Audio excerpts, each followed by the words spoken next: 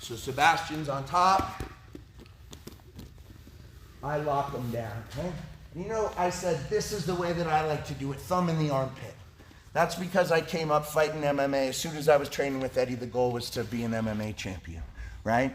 I could also go underneath here for my whip down, and some people are gonna find that gives me more leverage. The problem is if I do this in MMA, he sits on my glove and I can't get this hand out and he finishes the fight on top.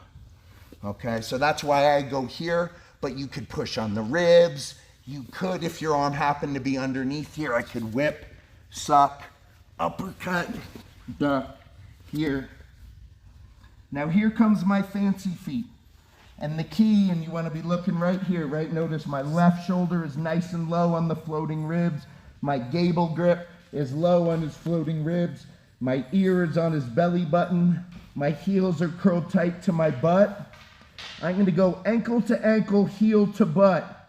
My top ankle to his ankle to ankle, heel to butt.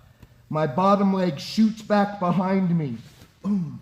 This knee drops to the mat, my head drops to the mat. I switch up to that right hip. And I'm pulling myself up without letting go of my hands, keeping that gable grip. That's challenging, requires a lot of hip flexor strength to be able to do it without releasing your gable grip. It's the first time I've successfully done it since my hip replacement. Pretty close. Take some practice. It's a lot of, I'm pulling my whole body up with that right hip. I'll show it to you guys one more time. I think that's about the last rep I've got of it, right?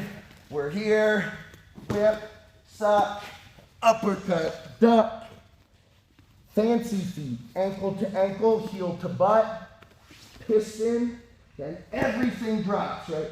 Knee drops, head drops. I make that little transition up to that right knee. It's not gonna happen twice. And I'm pulling myself back up to here. You saw I had to let go and use my hand. You guys should be strong enough. I was strong enough before. Up to here. And then from here, we're gonna go right into our half and half. Immediately, if I can get it, I'm just gonna block his far knee. Once I'm up, I block the knee and I just run through, passing all the way through to twister side. Okay, if that knee is too far away, we're here, fancy feet. I get up to dog fight. If that's too far and I can't grab it, pull and then grab it. Run all the way through. And this, you know, this is ideal, but just knocking them over, getting on top is fine for today, okay? Questions on what we're doing? Whip, suck, uppercut, duck, make them short, give him a squeeze. That all of a sudden he goes from thinking about how do I pin this guy, how do I wizard, to going, oh God, I hope my ribs don't break, I hope I don't lose my lunch. And then you go ankle to ankle, heel to butt, piston the knee, head and knee to the mat, and then you're dragging yourself up with the strength of that outside hip. Right up to dog fight. If the knee is in reach, I just take it and run through it. If it's not, pull and run through them. Questions? Let's run it. 1, 2.